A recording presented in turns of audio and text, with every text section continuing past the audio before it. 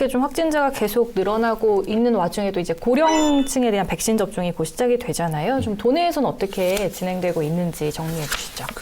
이 강원 기자회견 오늘 이제 방송이 방영되는 4월이면은 이제 일반 국민을 대상으로 이제 시작이 되죠. 근데 이제 고령층부터 75세 이상 일반 국민부터 이제 시작을 하는데, 그리고 65세 이상 중에서는 투석 환자나 뭐 특수교육, 장애 보육 및 보건교사, 사회필수 인력 등 39만 6천 명이 이제 접종 대상입니다. 네.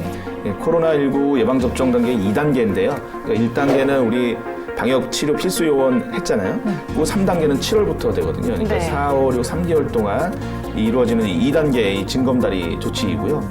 그래서 보면은 대부분 지금까지 파악된 바로는 90% 이상의 이제 고령층들이 동의를 접종을 받겠다고 이렇게 한 상태입니다. 네, 근데 어르신들 중에서도 좀 불안해서 못 맞겠다, 빨리 맞고 싶다 분도 계시고 여러 좀 반응들이 있는 것 같은데 뭐 어떤 상황일까요? 아마 최근에 불거진 그 아스트라제네카 백신에 대한 혈전 논란이 가장 큰 원인 중에 하나인 것 같아요. 지금 혈전이라는 게 피가 굳어지는 덩어리를 말하는 거거든요. 근데 혈전증이란 이제 혈전은 혈관이 막히는 현상이 가장 주된 증상이라고는 하는데, 이 논란의 결론부터 말씀을 드리자면 세계보건기구, 그리고 유럽의 의약품청, 그리고 국내 예방접종 전문위원회에서도 그 아스트라제네카 백신하고 혈전 생성 간의 연관성은 없다고 밝혔습니다. 즉 저희가 갖고 있는 논란이나 우려들에 대해서는 크게 걱정할 부분은 아니다, 연관성이 없다라는 건데, 사실 아무리 전문가들이 그렇게 얘기하셔도 어르신들 사이에서 돌아가는 그거를 무시할 수는 없더라고요. 그 어르신들이 뭐 누가 이렇게 돼서 혈전이 생겼다더라, 뭐 했다더라, 어디에서 이렇게 나왔다더라, 이게 더 가깝게 들리시나 봐요. 실제로 그거에 대한 불안성이 굉장히 많이 커졌습니다. 그 부작용이다 뭐 이런 논란이 이어지면서 뭐 만성적인 질환이 있으신 분들 같은 경우에는 나는 추세를 좀 지켜보겠다, 뭐 이런 경우들이 좀 많이 생기시는 것 같아요.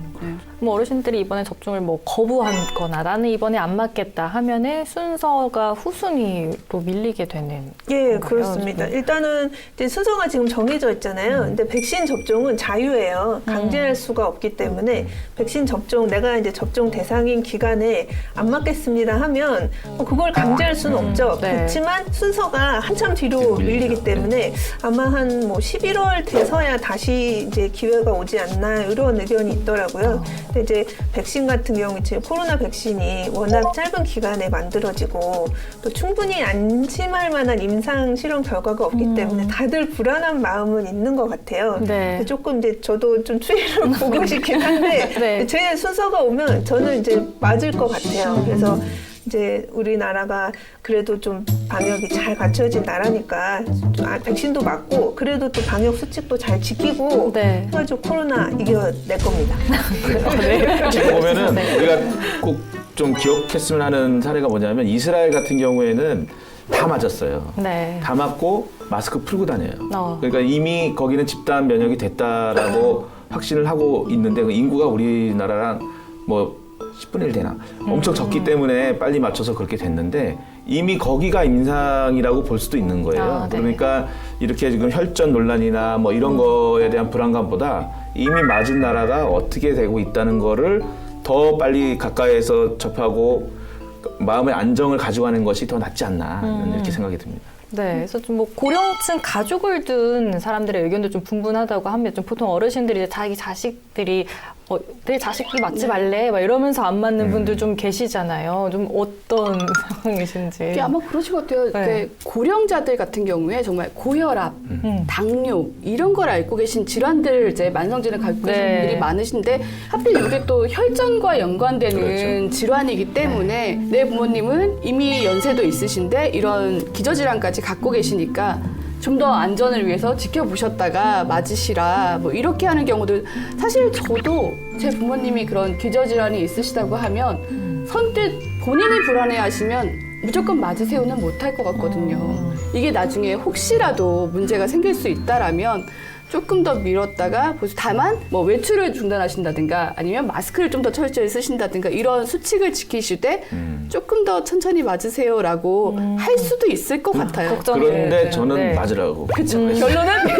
저는 저희 아버님이 좀 편찮으신데 약을 드시고 계시는데 좀 전에 말씀드렸지만 저는 집단 면역이 된 사례에 대한 확신이 좀 있기 때문에 지금 뭐 의료 전문가들도 그렇고 이 혈전에 대해서 이게 인과관계가 입증이 안 되고 없다고 하는데 불안해할 필요는 없다. 아버님 건강하시고 그리고 보면은 약을 먹을 때 이렇게 처방을 받을 때요. 지금 혹시 이제 제가 백신을 맞으려고 그러는데 혹시 뭐 겹쳐서 우려가 되는 약이 있느냐 그러면 빼줘요. 그러니까 요 성분은 혹시라도 겹쳐서 뭐 그럴 수 있으니까 요건 빼세요라고 의사하고 약사가 다 처방을 해주니까 걱정하지 말고 묻고서 그렇게 그 약을 조제받아가지고 먹으면서 맞으면 되지 않을까 생각이 듭니다. 지금 농촌 같은 경우는 이장님들이 마을을 돌아다니면서 어르신들한테 동의서를 받고 있는데 애로사항이 좀 많다고 합니다. 이렇게 이장님들이 그 동의서를 받으러 갔는데 본인이 의사도 아닌데 내가 이 약 먹고 있는데 백신을 맞아도 돼? 막 이런 걸 물어보기도 하시고 어차피 경로당 문 닫아서 나갈 일도 없는데 뭐 백신 꼭 맞아야 되나 막 이렇게 해서 이장님들도 좀 많이 중간에서 힘들다고 하시더라고요. 의료적인 설명을 해드리는 어려움도 있고 그리고 이제 고령자이신 분들이니까 본인의 주민번호나 전화번호를 모르시거나 작성을 하실 수 없으신 경우도 있고 자필로 해야 된대요. 이게 또 자필 사인과 이런 것들이 필요한데 그게 이제 좀 힘드신 경우들도 있고 해서 사실 이거는 인력적인 지원들이 좀 많이 필요한 부분이 있다고 하더라고요. 이장님들을 다 모아서 교육을 시키는 거예요. 백신의 안전성에 대해서 교육을 쫙 시키셔가지고 이장님들이 브리핑을 쫙 하셔야 될 것 같은데요. 그런 것도 있대요. 강원도가 그 감염병 전문가들, 그러니까 민관이 같이 하는 감염병 관리위원회도 출범을 했어요. 이런 뭐 이제 논란들도 좀 빨리 종식을 시키고 그리고 코로나에 대한 안전성도 좀 높이기 위해서 이게 국내 최초라고 하더라고요. 민관이 함께하는 감염병 관리위원회가 출범한 건 최초인데 최무순 도지사가 위원장이고 공동으로 이제 민간에 있는 병원장, 저희가 순천 강원도에 있는 강원대 병원장 이승준 병원장인데 공동위원장을 맡아서 맡게 됐고 그래서 뭐 지역에 있는 유관 의료기관들이랑 그 다음에 뭐 도의사회, 간호사회들도 공동으로 이거에 대한 논의를 하고 있어서 아마 조금 더 그래도 감염병 정책에 대한 컨트롤 타워가 구성이 되지 않을까라는 기대도 좀 있습니다. 네, 아무래도 이게 접종에 대한 뭐 오해나 불신을 없애도록 방역 당국도 적극적으로 소통하고 정보를 알리는 게 또 중요할 것 같습니다.